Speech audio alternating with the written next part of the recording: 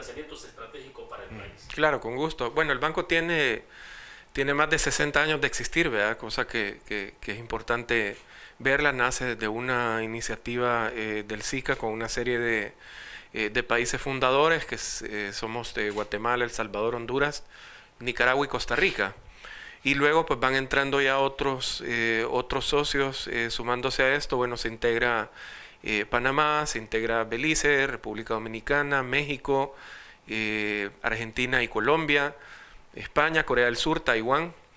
Y bueno, poco a poco pues el banco va tomando mucho más protagonismo, donde uno de los grandes objetivos es apoyar a nuestros países de la región en diferentes formas, ¿verdad? Una bajo la estructuración de mecanismos de financiamiento bastante amigables para los países, ¿verdad? O sea, normalmente pues al buscar una deuda lo que se busca es un mecanismo más amigable, expedito, muy adaptado a las necesidades, muy enfocado en cierto tipo de iniciativas o proyectos. Hay también un formato de apoyo técnico no reembolsable para que puedan haber los suficientes estudios para que estos proyectos pues tengan el sustento técnico y los impactos necesarios para decir, bueno, es viable y hagámoslo. Por otro lado, manejamos también mecanismos de cooperación en general. Aquí en El Salvador vemos becas para niñas, sobre todo que logren cubrir desde la primaria hasta el bachillerato. Agua, nos metemos en el tema de agua a partir de plantas de desalinización para las zonas costeras, las comunidades de las zonas costeras. Estamos también apoyando hospitales de niños en temas de cáncer e insuficiencia renal, es decir, hay toda una amplitud. Entonces, digamos, esos son los ejes que manejamos. De hecho, hace poco también lanzamos la Fundación BESIA a partir de las ayudas que nosotros damos desde acá. Dijimos, bueno, hagámoslo regional y hagámoslo un poco más grande. Entonces, digamos, el banco se mueve por esas vías. Sí, ahora Luis, ¿cuál es la diferencia, digamos, claro, del BCI está más enfocado en las cuestiones más domésticas del área centroamericana y de cada uno de los países, ¿no? Porque hay otros organismos financieros internacionales, el BID, el Banco Mundial, pero estos tienen, claro, enfoques importantes, pero hay una diferencia sustancial entre el BCI y los demás organismos financieros. Bueno, los tres digamos, sí, los tres apoyamos, digamos, nuestro gran objetivo es el tema de desarrollo, digamos, es una banca de desarrollo, no es una banca privada. Desde ahí hay diferencias sustanciales, a pesar de que financiamos banca privada.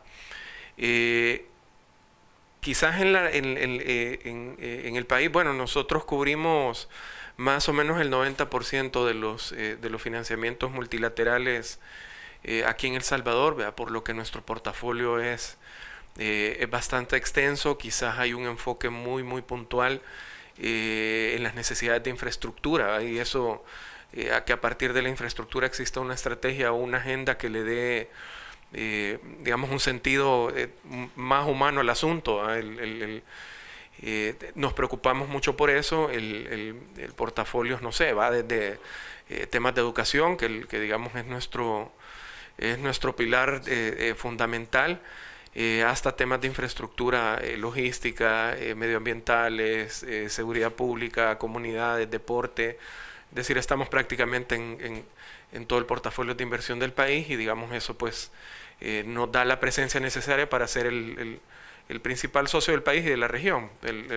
Eso también es otra cosa. Y en la región, el trabajo de El Salvador, digamos, cubre, si no es el 50%, es un poquitito más de las operaciones multilaterales en toda Centroamérica, a cosa que también pues El Salvador le da también bastante presencia en la dinámica regional. Claro. Digamos, y en el caso de los proyectos estratégicos que están evolucionando en el país, decíamos esta semana la Asamblea Legislativa tomó la decisión ya de aprobar dos normativas especiales en el caso del Tren del Pacífico y el Aeropuerto del Pacífico. ¿Hasta dónde se involucra o no en este tipo de proyectos? Bueno, con el Tren del Pacífico, desde el inicio, desde la partida, tomando en cuenta que nosotros tenemos un contexto muy particular en cuanto a la infraestructura ferroviaria. Es decir, existía a finales de 1800, a inicios de 1900, pues vienen una compañía británica a instalar infraestructura ferroviaria, a operar un tren en El Salvador, y lejos de evolucionar, se hizo para atrás, empezó a desaparecer hasta que terminó siendo un museo. Entonces, quizás la particularidad y la complejidad del proyecto aquí en el país es que prácticamente lo tenés que empezar desde cero. Digamos que todavía existen plataformas que funcionan, ¿verdad? Que es la planicie para poder instalar vías de tren. Quizás que, digamos, cierta parte de la ruta pues todavía es viable tomarla en cuenta. Lejos de eso, pues el proyecto ha tenido que arrancar nuevamente desde cero. Sí, porque solamente es la ruta finalmente, ¿no? Porque rieles y todo eso, pues, obviamente tienen que desmontarse. Todo eso se desmonta. No son funcionales ya. O sea, y recordate que en la historia se lo fueron llevando también, ¿verdad? Sí, entonces, digamos, entonces fue... Los ven convertidos en vigas y cualquier otra cosa. O derretido, Sí, o derretido. Entonces, ha habido que hacer todo un trabajo como de levantamiento nuevo de información en todo tipo, en cómo se comporta el transporte y la movilidad aquí en el país. ¿Qué infraestructuras complementarias son las que tenemos? Recordemos que los proyectos ferroviarios se conectan regularmente con los puertos, ¿verdad? Que es lo que le da sustento a esto. Cómo se comporta el turismo, cómo está el tema de desarrollo territorial, cómo está incluso el terreno, subidas, bajadas, etcétera, porque tenés que ir regulando todo eso, curvas, cómo ha ido cambiando también el tema urbanístico en El Salvador, cómo es la empresa privada acá y qué es el potencial que tú tenés para mover. Es decir, es volverlo a carpetear todo, que ha sido un proceso desde el inicio de la gestión del presidente Bukele. Iniciamos con un estudio de prefactibilidad, lo que te va dando ciertas características y ciertas lecturas de que el proyecto definitivamente es factible. Se toma en cuenta la opinión de CEPAL, se toma en cuenta desde el proyecto del Tren Maya en México hasta cómo va los proyectos ferroviarios en Guatemala. No lo pensás, no lo pensás aislado, ¿no? Sino como No. parte estratégico de la conectividad regional o más allá de la... Exacto, es que eso es lo que le da sustento, y la visión del presidente también ha sido esa siempre. Bueno, ok, hagámoslo acá, pero realmente la riqueza está en conectarnos con Guate, en conectarnos con Honduras, en conectar puertos Atlántico, Pacífico, en poder conectar ciudades, poder hacer alianzas estratégicas ciudades, en términos de turismo y negocios. Entonces ahí es donde realmente el proyecto tiene un sentido regional y una potencia regional, sabiendo que la ubicación de Centroamérica pues es envidiable en todo el mundo, y hay que sacarle el mayor sustento a esto. Ahora, esto va por ¿cómo se llama? Por fases, ¿no? Sí, correcto. Estamos hablando de una primera fase que sería prácticamente de Sonsonate, ¿qué sería Sonsonate? Es Acajutla, creo que es Acajutla, San Salvador, ya me voy a acordar bien del dato, pero sí pasa por Sitio del Niño. Y la idea es obviamente que ya tenemos una infraestructura portuaria ahí, que es el puerto de Acajutla, el segundo más importante de la región en la zona del Pacífico, a la que pues hay que empezar a sacarle. El punto con esto también es que al momento de ir diseñando la ruta o todo este trabajo que ha estado llevando tanto la empresa coreana, el BESI, ahora el MOP, para hacer toda esta lectura, el punto acá es sacarle también el complemento de desarrollo territorial, el complemento de negocios, cómo se va a trabajar con la empresa privada esto, qué desarrollo turístico se le va a dar a las diferentes zonas por donde va a suceder, cómo vamos a conectar esto, qué infraestructura se necesita realizar, etcétera, etcétera. Eso digamos es parte de... el proyecto es complejo desde volverlo a leer hasta donde vamos es bastante complejo. Nosotros escuchamos bastante la dinámica dentro de la asamblea, por ejemplo, cómo se ha ido desempeñando todo esto, cómo han ido dándose ciertas opiniones. ¿Por qué no está el tren? Vea, bueno, perdóname, pero no existía. Es decir, tanto en Guatemala como en Costa Rica, por ejemplo, han mantenido su infraestructura ferroviaria y al momento de ellos hacerlo es más rápido que nosotros, a pesar de que en la dinámica de esta, digamos, de esta iniciativa regional ferroviaria, El Salvador va un poco más adelante. Pero en cosas elementales, ¿no? Está la línea, decíamos la ruta, la línea férrea, pero hay tramos donde hay construcción de viviendas, ¿no? Y es Correcto. prácticamente viviendas que ya están prácticamente sobre la vía. Entonces son todos esos componentes de infraestructura, geográficos, sociales, etcétera, que hay que considerar que antes no estaban, ¿verdad? O sea, antes, cuando todavía existía el tren, ¿verdad? Aquí, ¿verdad? Entonces, digamos, bajo esa complejidad es que el proyecto se ha ido estructurando, digamos, lo mejor posible, ¿verdad? Se ha buscado a los mejores consultores, se han buscado las mejores opiniones, ¿verdad? Se ha hecho todo digamos, todo un esquema de levantamiento de información, que no vas a ir solo a una institución, ¿verdad? O sea, tenés que ir a diferentes que antes no existían, ¿verdad? O que no se fueron integrando al proyecto. Entonces, ¿cuánto te cuesta el haber abandonado un proyecto de infraestructura ferroviaria al país? Pues obviamente ha sido caro para la logística, el transporte. Nos hemos privado de competitividad regional, nos hemos privado de poder conectar más rápido una ciudad con otra, movimiento de productos, costos de flete, costos operativos tanto en transporte como en infraestructura vial.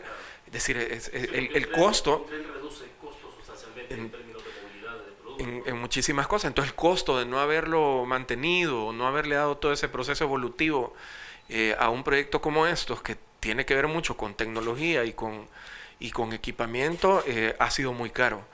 Y la idea pues es volverlo a levantar. Como repito, es complejo. Ya se está en una etapa, digamos, de muchísimo más detalle. Ya lo puedes ver en mapa, ya lo puedes casi que ir visualizando. Eso es importante porque ya la presencia del MOP también le da más celeridad al asunto en cuanto a datos, estudios, operación, etcétera, por lo cual sí se tiene previsto y digamos lo tenemos como algo entre nuestras expectativas, que se logra arrancar incluso antes del tiempo estipulado.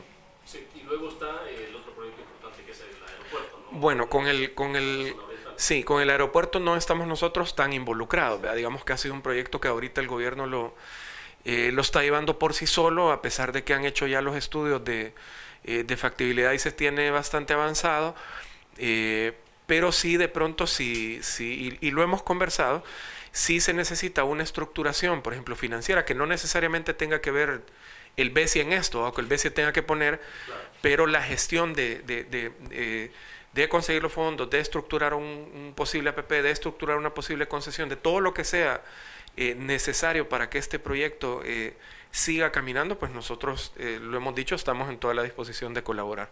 Sí. Ahora bien, Luis, se ha hecho referencia, pues decíamos en el inicio de la entrevista, sobre los $800 millones para la región. Correcto. Yo creo que es importante saber un poco cómo se está planteando esto en términos de la distribución, cuáles son los proyectos estratégicos que se están abordando. Sí. Que se dice, bueno, están estos fondos, pero ¿se van a poner para qué? Porque aquí sí, yo que el BCI, pues sí, la idea que tiene es cómo potenciar el desarrollo de la región, pero entonces sí, las apuestas a partir de esos $800 millones. ¿Y El Salvador cómo puede aprovechar esos recursos? Sí, bueno, de hecho la iniciativa nace del gobierno de El Salvador. El presidente hace un mes, 15 días más o menos, creo que por ahí, él anuncia una serie de medidas para sostener la subida de los precios del petróleo, los impactos que esto tiene sobre la energía, sobre el gas, sobre los alimentos,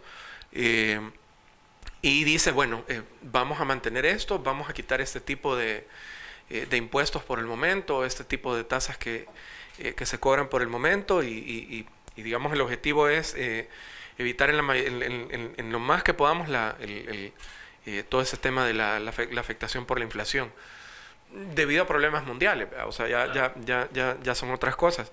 Establece unas medidas enfocadas, nosotros las vemos digamos en 4 puntos importantes y luego medidas complementarias. La primera fue, bueno, el tema de la gasolina y los impuestos que tienen que ver con esto. El segundo fue el tema del gas licuado y digamos prácticamente lo mismo añadido con los subsidios. El tercero, la energía eléctrica y de qué manera también el Estado con su infraestructura puede también mantener los precios equilibrados.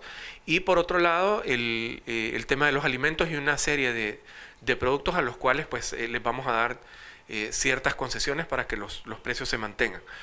Eso complementado con que protección al consumidor, la misma policía, seguridad, el viceministerio de transporte, obras públicas y todas las instituciones, el Ministerio de Agricultura y Ganadería, todas las instituciones necesarias para ir a verificar de que no exista abuso conforme al precio que yo estoy sosteniendo. Yo lo puedo dejar en 2, pero si alguien abusa y lo deja en 5, su margen de ganancia es sumamente alto. Entonces, esas medidas le dan, digamos, cierta confianza al banco para que uno, bueno, las medidas son atinadas, sí. Y dos, tienen un esquema de mantenimiento, si lo queremos llamar así, y verificación para evitar abusos e incrementos también. Entonces, las condiciones se nos dieron para que el banco estructurara como emergencia, como bajo un concepto de emergencia, 800 millones de dólares para la región, enfocados en medidas similares. Ya entiendo que Honduras está ya metiéndose en este asunto. Nos hicieron a nosotros la semana pasada una serie de consultas y ya hay otros países interesados en poder aplicar a estos fondos que les permita también sostener algo que yo saqué por una emergencia. Yo saco de mi caja ahorita 100 para esta emergencia, que al menos entren nuevamente los 100, pero ya pagándolos $1 al año. Es decir, es muy distinto. Entonces se estructuró este fondo digamos de manera express. Sí. Y obviamente en los países pues ya hay interés. En este momento es un fondo indicativo de 800 millones, lo que quiere decir que puede variar, o puede ser menos si el interés no es total de la región, o puede ser más si existe alguna emergencia adicional. Luis, y uno pensaría que bueno, son fondos que sin duda alguna muy estratégicos en una condición muy particular que está atravesando el país y el mundo, ¿no? Ayer, sí, vamos a ver, ayer la Comisión Económica para América Latina y el Caribe, CEPAL, sí, decía, ¿no?, que se están enfrentando a una coyuntura compleja en el 2022 debido al conflicto entre Rusia y Ucrania. Sí. Y estaba un poco hablando sobre, decían ellos que se abrió una nueva fuente de incertidumbre para la economía mundial a raíz de esto y que eso está afectando negativamente el crecimiento global, estimado en 3,3%, ¿no? Y en este caso pues se estaba ajustando las estadísticas que habían ofrecido hace algunos meses atrás. En el caso de El Salvador lo ajustan al 3%, ¿no? Sí, correcto. O sea, no sé, yo escucho opiniones de que nos bajaron, castigaron a El Salvador. No, o sea, es un tema mundial, ¿verdad? Es decir, nadie tenía contemplada una crisis Rusia, Ucrania, y el nivel de afectaciones debido al tamaño de los países y al rol que juegan en el mundo estos países, en temas de gas, de petróleo, de minerales, de cereales. Es decir, la presencia y el rol que juegan estos dos países en el mundo es enorme. Y obviamente el impacto se ve en todos lados. En Europa han habido paros de transporte público y de productos debido a que no se tomaron medidas para contener los precios de los combustibles. Aquí lo estamos haciendo. Es decir, son paradojas de ese tipo. Un fuerte desafío, ¿no? Porque cómo sostener en el tiempo toda esta parte de subsidios y estos precios cuando los precios a nivel mundial, sí, es probable que si bien ya no sigan subiendo, pero se van a mantener altos por largo tiempo, ¿no? Sí, lo que se va tratando es de ir haciendo lecturas de posibles cosas que van pasando. Eso sí lo hacemos en el banco. O sea, qué puede venir más adelante y cómo nosotros podemos ir generando este tipo de balanza. Es decir, si es tema alimentario, si va a seguir siendo tema de combustible, si puede haber otra vez una crisis logística digamos, no contenedores, pero sí de paro de puertos. Hay países que tienen paro en el transporte público y eso afecta a otros también. Digamos, todo eso el banco está está haciendo las lecturas posibles o para adelantarnos a algo y al menos tener sobre la mesa soluciones ya listas, o incluso de qué manera nosotros vamos reaccionando conforme las políticas de los gobiernos también en nuestros países. Si se tomó una decisión en el tema de los combustibles, ok, ¿cómo nosotros podemos actuar para nivelar cualquier afectación que tenga un fondo de emergencia para esto? El acompañamiento y recomendación que ustedes van haciendo. Es correcto, es correcto. Excelente. Son las... Esta visión del proyecto del tren y definitivamente el banco tratamos de ir acompañando la gestión de gobierno, las necesidades que va teniendo la sociedad. Nosotros lo vemos en dos vías. Uno es que venga una iniciativa del gobierno a decirnos, mira, queremos hacer este proyecto, lo tenemos visualizado, ¿qué necesitamos? Y por otro lado, el banco también trabaja en una serie de portafolios de propuestas donde vamos al gobierno y les decimos, mira, tenemos esta idea, se puede hacer de esta manera, etcétera. Digamos, es un trabajo de ir y venir el que se está haciendo, pero digamos, el gran objetivo es ir planificando junto con el país qué es lo que nosotros queremos para futuro y cómo ir conectando estos proyectos. Es decir, en las primeras dos intervenciones hablaban de la conexión entre localidades, por ejemplo, el tema del desarrollo local, la conexión, lo importante que es la conexión ferroviaria y también cómo integramos infraestructuras, un tren con un puerto, por ejemplo, un tren con un aeropuerto, y sobre todo de qué manera también vamos integrando a los países en temas de planificación, sobre todo de negocios y de cadenas logísticas. Entonces, yo creo que sí es muy atinada las opiniones. Hay muchos retos, obviamente, porque en este sentido son ciertas complejidades, no solo operativas a la hora de diseñar el proyecto, de estructurar cómo va a ser el financiamiento o cómo se va esto a financiar de múltiples vías, sino que también qué es lo que ha existido atrás, que también hay que considerarlo para poder hacer los ajustes necesarios. La historia también nos marca muchas cosas, y en ese sentido nos da un parámetro de todo lo que tenemos que hacer, o para quitar lo que no funciona o para cambiar lo que medianamente funciona y adaptarlo a estos tiempos y adaptarlo también a una planificación de país. Sí, y Luis, en el caso, por ejemplo, del puerto de La Unión, pensando un poco, bueno, ese es un proyecto que prácticamente está abandonado, ¿no? Desde, estamos hablando, 2008 adelante, ¿no? Y prácticamente los gobiernos anteriores tampoco lograron echarlo a andar, ¿no? Y ese es un préstamo que se sigue cancelando y todo eso. ¿Cómo se está viendo en perspectiva, digamos, el caso de La Unión con ese puerto, o qué es lo que se puede hacer ahí con proyectos paralelos, o no sé? Porque, bueno, hablábamos del caso de Honduras, que tiene prácticamente ya un corredor establecido, ¿no? Eso lo trabajamos desde hace varios años, y había una autopista muy importante que conecta el Atlántico y prácticamente estamos hablando hasta el Pacífico. Pero ahí, ¿cómo puede entrar El Salvador en esto, o qué proyectos se pueden visualizar en el caso de La Unión? Bueno, nosotros creo que la parte histórica la has mencionado muy bien, porque eso es desgraciadamente eso es el punto de partida. Ojalá hubiese sido otro, y ojalá hubiese estado funcionando, ubicado en la zona ideal, etcétera.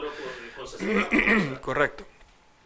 Nosotros lo vemos ahora, lo que tú bien mencionas, la carretera que ya está conectando con Honduras, este corredor seco en el cual podemos hacer una estrategia país-país para conectar dos puertos, ya le da mucho más sentido al puerto de La Unión. Es un proceso que nosotros estamos llevando a partir de unas iniciativas de integración y de fondos de integración que el banco maneja también, no solamente como país, sino son fondos compartidos. Eso nos da una opción distinta, digamos, a esto. La apertura pues que los gobiernos tienen es una realidad, y de qué manera hoy pues podemos tratar con el nuevo gobierno de Honduras también es importante, y son consideraciones que se tienen que valorar. Gracias a Dios pues va caminando bastante bien. Y lo otro también es, ok, lo que tengo, ¿qué sentido nuevo le puedo yo también ir dando?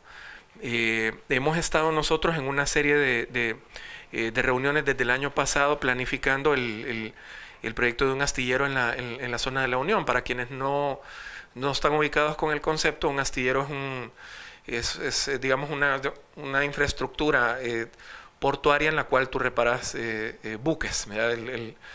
O de gran tamaño, o incluso yates, etcétera. O sea, es un aeromar, pero en este caso Exacto, es igualito. Lo que digamos, hemos estado llevándolo de diferentes maneras. Una, sentándonos con diferentes empresas, sobre todo de administración de cruceros, puesto que no existe ningún astillero de cruceros desde Ecuador, que es mediano, hasta el norte de México y Estados Unidos. Es decir, tenés un trecho bastante grande y una demanda de transporte creciente de cruceros en toda la zona del Pacífico, sobre todo hacia Alaska, que es ahora el top de esto y es el gran mercado, donde digamos, si están pasando es porque algo necesitan. Claro, y además que estamos ubicados geográficamente en el corazón, ¿no? Volvemos al punto de aprovechar nuestra ubicación geográfica. Y regularmente estas compañías las reparaciones las hacen o en las Bahamas, donde digamos tienen también un problema de huracanes, temporadas de huracanes, etcétera, tienen que moverse hasta Europa o incluso Asia, y tenerlo acá en la región ha sido visto como algo interesante. Entonces nos ha permitido un margen de negociación mucho más rápido de lo que regularmente se da, una serie de cruces de información para entender nosotros cómo funciona esta industria específica en su relación con astilleros, cuánto es el impacto que puede ir generando en ingresos para el país el hecho de tenerlo, cuánto es el impacto de empleos y qué tipo de empleos y tecnificados son los que se necesitan para poder reparar un buque en diferentes cosas. O sea, vas a necesitar desde carpinteros hasta soldadores, chips, tecnología, etcétera. Ahí ves un menú de especialidades, de gente que sea experta en... Exacto. Entonces, ¿qué inversión necesitas para capacitar, ¿verdad? O para llenar de aspectos técnicos a la persona que está interesada en trabajar en esto? Es decir, es todo un ecosistema el que se trabaja para poder planificar un proyecto de estas magnitudes. Incluso han habido dentro de los procesos una serie de recomendaciones que nos permite ampliar el portafolio no solo a la industria de los cruceros, sino también a otras cosas. Eso lo estamos viendo con Cristian Flores, el comisionado de proyectos estratégicos, y se está viendo también con Federico Anliker de CEPA. Es decir, es todo un proceso. Sí, tengo una inquietud de cómo se articula la parte que tiene que ver de orientación, digamos, para la generación de perfiles. Estoy pensando en el sector laboral, ¿no? De los jóvenes que puedan tener un perfil adecuado en su formación para poder optar a un trabajo de este tipo. Como en todo lo que el gran involucrado dentro de esto es el privado, es mucho el sector privado. Ellos son los que te dicen, mira, necesito, o sea, los servicios que voy a necesitar son de aquí de la A a la F. En la A necesito este perfil, en la B en la tal.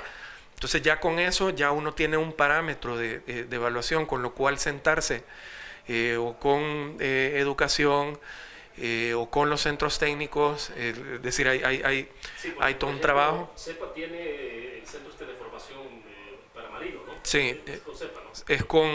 ¿Están trabajando directamente con la naval? ¿De qué manera? Sí, pero hay un centro de formación. Hay un centro de formación de marinos mercantes que de hecho trabajan en cruceros, y que incluso el salvadoreño se caracteriza por ser muy bueno trabajando, aprende rápido, es muy dado a trabajar, es decir, y se mantiene muy bien, y creo que es un valor que se ve afuera, que es un factor de confianza para el inversionista.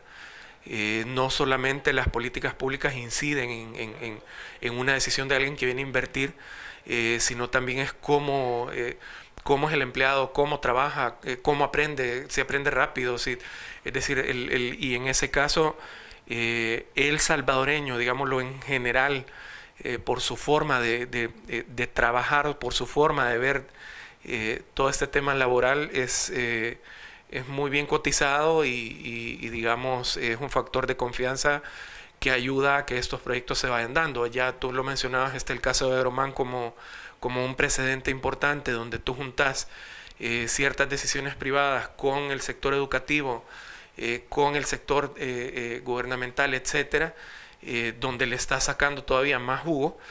al asunto, donde lejos de mantenerse sigue creciendo, y eso es un parámetro para definir, bueno, si nos vamos por este tipo de industria, el efecto que se puede causar es prácticamente el mismo. Y ahí viene todo el desafío de cómo reorientarse entonces toda la parte de formación académica vocacional, ¿no? A nivel ya en la currícula educativa, las opciones que se pueden dar.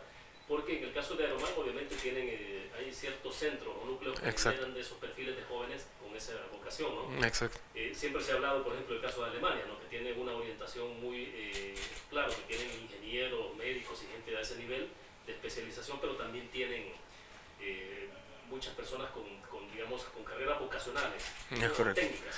Y por eso la educación es uno de los ejes principales del BESI aquí en el país. Nuestra inversión en educación es muy alta y no tiene, digamos, no tiene precedente, al menos en la historia de BESI El Salvador no tiene precedente. Nosotros creemos y ahí coincidimos muchísimo con el presidente de la República en que la mejor inversión que nosotros podemos hacer para el desarrollo del país es la educación. Desde la primera infancia, no importa, dentro de 10 años, 15 años, vas a tener a alguien ya con muchísimas capacidades que ofrecerle al país.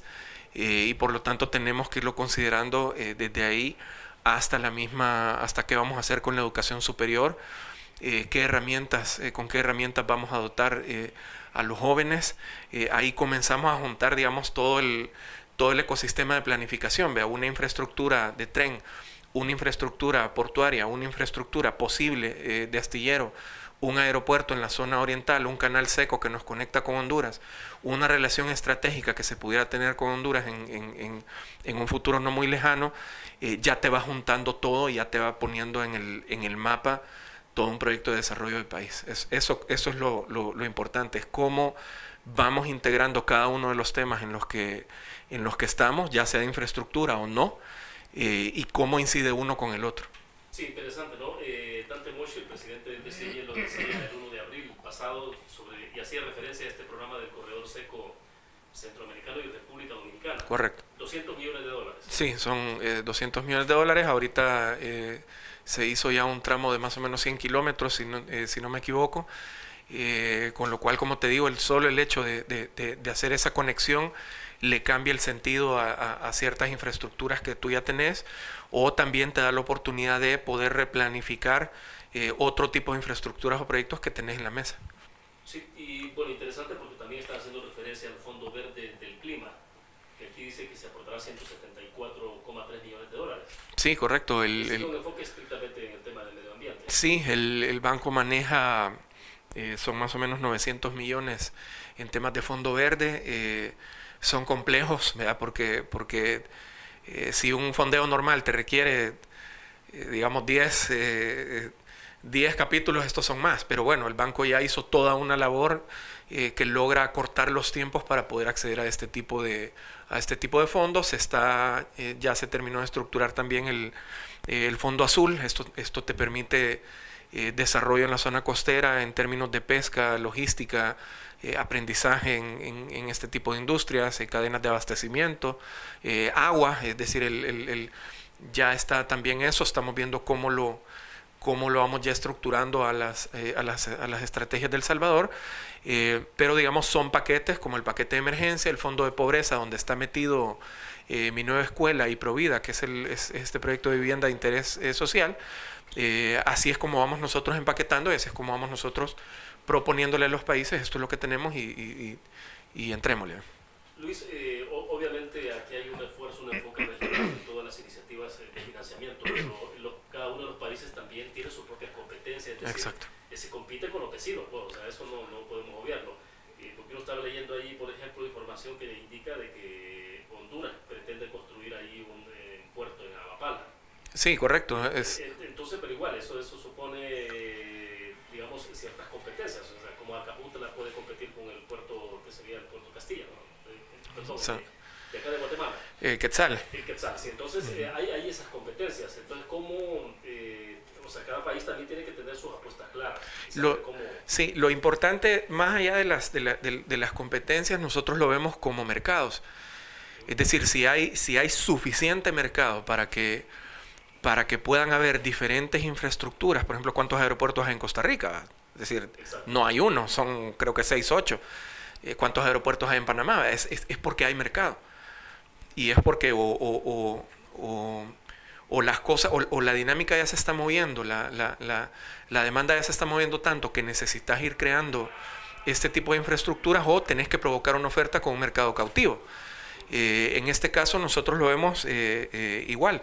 Todo el mercado logístico en la zona del Pacífico, con nuestra ubicación geográfica, te da para que cada país tenga o busque el suficiente músculo de infraestructura para que cada quien juegue un rol importante. Lo que se busca en este caso es, y eso lo mencionaba el presidente, bueno, no siendo presidente todavía, en una presentación en la antigua Guatemala, donde hablaba de un proyecto llamado Somos Uno, que era bueno, de qué manera nos complementamos todos los países a partir de infraestructuras o iniciativas muy, muy concretas. El punto es complementarnos. Eso es lo importante. Tú juntas el PIB de la región y pasas a ser pasas a estar en el top de Latinoamérica. Pero claro, tú comienzas a juntar infraestructuras en la región, o capacidades distintas de producción, de negocios, de tipos de industria, y vas teniendo otro panorama. Entonces, lo que busca el banco con esto es juntar esas capacidades para que se puedan complementar y tener una región mucho más competitiva. Bueno, excelente. La opinión y la pregunta de Jorge. Bueno, muy buena pregunta.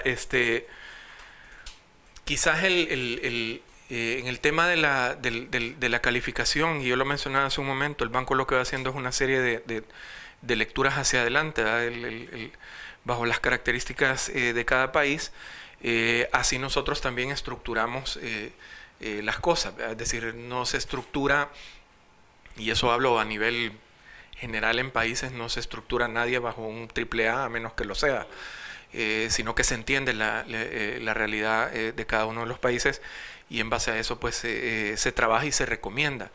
Dentro del banco existe todo un proceso, no solo de equipos técnicos que ayudan a diseñar, digamos, las propuestas financieras, el techo del fondo al que se puede acceder, ¿verdad? Por lo que mencionaba el escucha hace un momento, sino que también cada operación va pasando por una serie de comités que van evaluando temas de riesgo, temas de capacidades, temas de techo, van evaluando temas de pago, lo que él mencionaba, si el país paga o no. El país paga muy bien, El Salvador, por lo tanto no se le ve ningún factor negativo por ese lado, y conforme a eso pues se adaptan las operaciones. Para el banco no es lo mismo aprobar un préstamo que ir desembolsando. Son dos cosas totalmente distintas. Una cosa es que yo haga una aprobación de, no sé, de 100 millones de dólares, a que año con año se vayan desembolsando 10, o sea, ahí cambia la cosa. Entonces también se hacen planificaciones de desembolsos para que no golpee todas estas situaciones de los países.